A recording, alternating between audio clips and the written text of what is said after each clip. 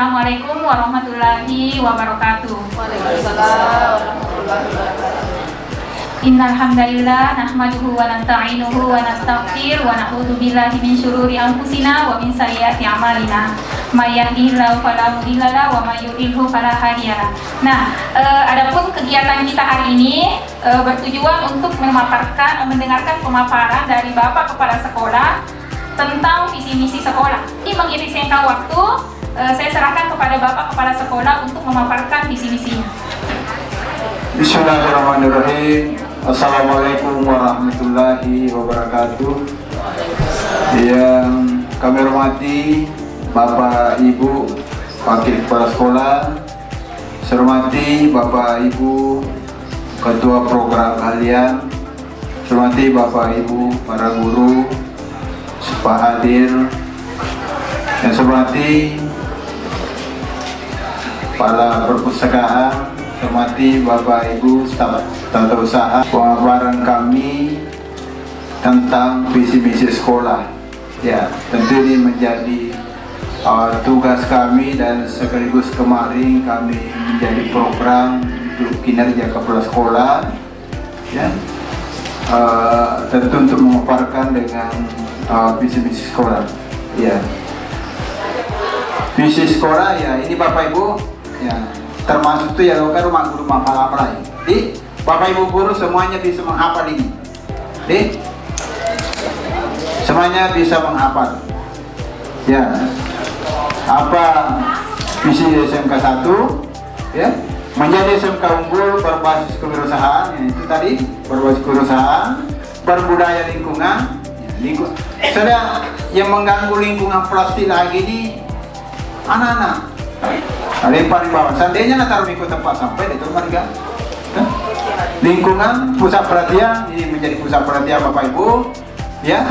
Nah, mudah-mudahan bisa sekolah kita bisa betul-betul bisa menjadi pusat perhatian profesional, lulusan berkarakter dan siap kerja. Bagaimana anak kita bisa berkarakter dan siap bekerja dimanapun, bisa industri atau mau mandiri, ya. Terutama Bapak Ibu latih biasakan karakternya, kejujuran yang terutama sekali anak kita, ya. Contoh kenapa saya di Business Center, memang kami melihat masih banyak anak-anak yang tidak jujur, masih banyak, karena diberikan tugas untuk tugas menjual, nulis Siti Naskah, kalau scan kan terbaca. Sini itu tidak di-scan dia. Ya. Ini terutama Bapak Ibu, bagaimana anak-anak tidak untuk kejujurannya. Ya. Tentu kita harus juga memperlihatkan juga sebagai pembina Bapak Ibu, ya. Betul-betul bisa kita bentukkan ini karakternya anak untuk di kejujuran, karena di mana-mana kapan mereka tidak jujur tidak akan bisa lah. Modal utama. Ya, modal utama ini, namun mereka modal lah. Kalau kita berbisnis, kalau jujur kita bisa lah, ya, misi sekolah. Nah, kemudian misi SMK 1 ya itu menerapkan lulusan berkewirausahaan. Intinya sekolah atau saya ini memang harus menjadi pengusaha nanti alumni, insya Allah, ya. Kita harus wujudkan anak kita setelah tamat dia bisa menjadi pengusaha, ya. Ya, istilahnya Pak pendamping ya bisa menjadi orang kaya nanti, ya. Menerapkan kurikulum kewirausahaan yang mendorong siswa untuk kreatif, inovatif, dan mandiri melalui pembelajaran teori dan praktik, ya. Mungkin Bapak, Ibu kasih kurikulum ya bisa merancang bagaimana untuk materi-materi kurikulum kita mengarah ke dalam bentuk kewirausahaan. Jurusan apa? Semua jurusan, semua kompetensi kalian ya akan mengarah ke bentuk kewirausahaan. Ya, agak terusir bawang. Telepon mo meron mga balulang baca magulong talo tali tugas sana gurta balulang baca ko balulang talo ko, ya itu harus dilihat dikondisikan, ya. Ya jangan keramat ya pada sekolah suruh mana kita balu, ya. Harus kita tunjukkan bagaimana modelnya yang rapi, ya. Ya tentu kita akan berbisnis dengan teratur, ya, sama hanya di Bapak Ibu. Saya tidak melarang Bapak Ibu menjual berbisnis sekolah, tapi ada tempat yang bisa layak ini kita bisa kembangkan. Silakan berbisnis, bekerja sama dengan Business Center. Apapun modelnya barangnya masukkan di situ supaya Business Center juga kelihatan berkembang, maju, ya. Jangan kata orang belum telur korong, kata orang belum membaca korong, kata orang belum korong, kiri kanan membalu. Kenapa kalau bukan tidak disatukan di business center? Ya, kita tujuan untuk business center juga ada mungkin sedikit dapat. Ya, kenapa? Karena business center kalau dapat sesuatu, insya Allah akan kembali juga ke kita semua. Kita akan mati nanti. Makanya mari kita bersama-sama memajukan bentuk-bentuk kewirausahaan di sekolah dengan kebersamaan kita, membangun inkubator bisnis sekolah dan memfasilitasi pengembangan usaha siswa serta menyediakan akses bimbingan dan pemalangan. Ya, inkubator ini, ya bagaimana kita membangun dengan bisnis-bisnis di sekolah dengan anak-anak kita, ya, dengan kegiatan-kegiatan yang teratur. Ya, kenapa saya sampaikan tadi? Silakan Bapak Ibu berkreasi berbisnis dengan teratur. Ya, ada lembaga yang kita akui secara bersama bahwa bisnis center itu adalah pusat bisnis, mengintegrasikan ide lingkungan ke dalam sekolah, setiap sekolah baik dalam pembelajaran maupun kegiatan di sekolah. Ya, baik, coba sedikit ya. Pengelola pengasuhan yang utama memang seperti pengolahan sampah.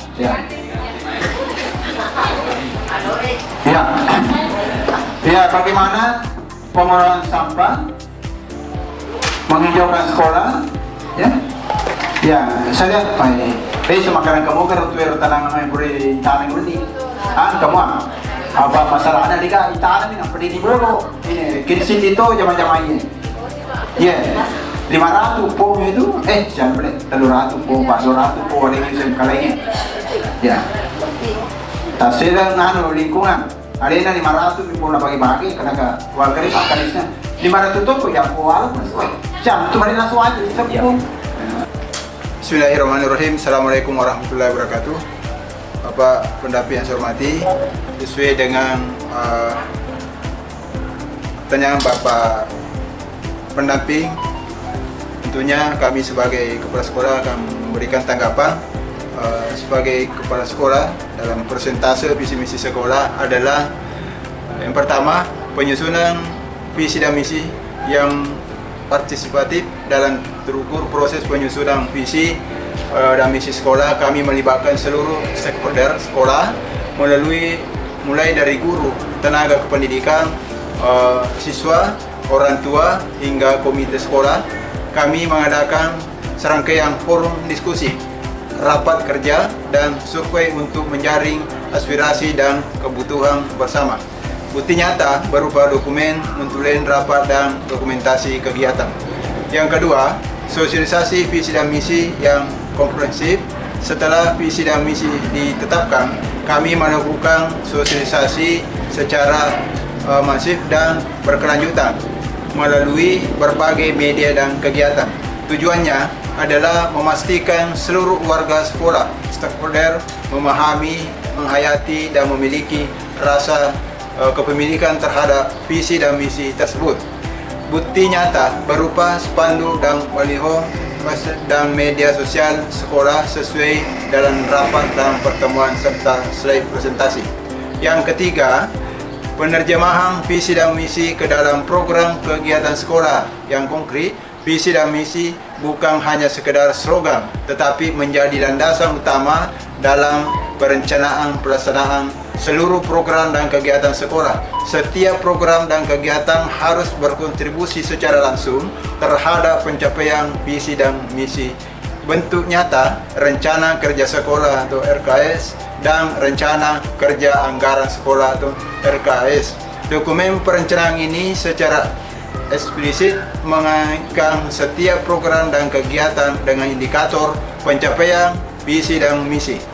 Pertanyaan kedua, tentunya adapun fakta dan prestasi pada presentasi yang melibatkan audiens adalah sebagai kepala sekolah, melibatkan audiens sepanjang presentasi adalah kunci untuk memastikan pesan visi dan misi sekolah diterima, dipahami, dan diresapi. Berikut adalah cara saya melibatkan audiens lengkap dengan fakta, realisasi, dan bukti nyata di sekolah yang saya pimpin. Yang pertama, menarik perhatian di awal presentasi saya berusaha membuka presentasi dengan sesuatu yang relevan, menarik, dan membangkitkan rasa ingin tahu audiens. Yang kedua, membangun interaksi aktif selama presentasi. Saya tidak ingin presentasi menjadi monolog satu arah. Saya secara aktif mendorong interaksi dengan audiens melalui berbagai cara. Ini termasuk mengajukan pertanyaan terbuka yang memicu pemikiran, meminta pendapat ataukah pengalaman mereka, mengadakan sesi tanya jawab di sela-sela presentasi. Yang ketiga, menciptakan suasana yang terbuka dan inklusif. Saya berusaha menciptakan suasana yang nyaman dan terbuka di mana audiens merasa aman untuk bertanya, menyampaikan pendapat ataukah bahkan berbeda pandangan. Ya. Yang ketiga, pertanyaan ketiga dari Bapak pendamping, adapun bentuk ajakan saya bentuk ke audiens adalah yang pertama, mengartikulasi peran dan tanggung jawab secara jelas. Setelah memaparkan visi dan misi, saya secara implisit menjelaskan bagaimana warga memiliki peran dan tanggung jawab spesifik dalam mewujudkan visi tersebut. Saya menghindari generalisasi dan memberikan contoh-contoh konkret tindakan yang diharapkan dari masing-masing peran. Yang kedua, mengaitkan tindakan individu dengan dampak kolektif.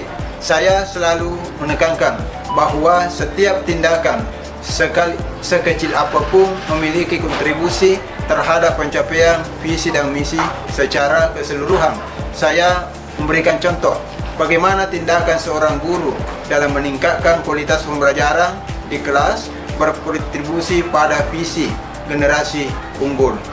Ya, saya kira itu ada 3 pertanyaan dari Bapak pendamping.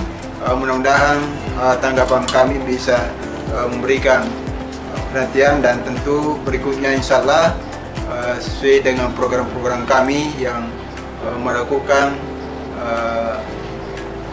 penilaian kinerja kepala sekolah oleh pengawas sekolah, pengawas pendamping sebagai tim kerja, dan mudah-mudahan kegiatan ini bisa bermanfaat baik kepada kami sendiri maupun kepada teman-teman Bapak dan Ibu guru.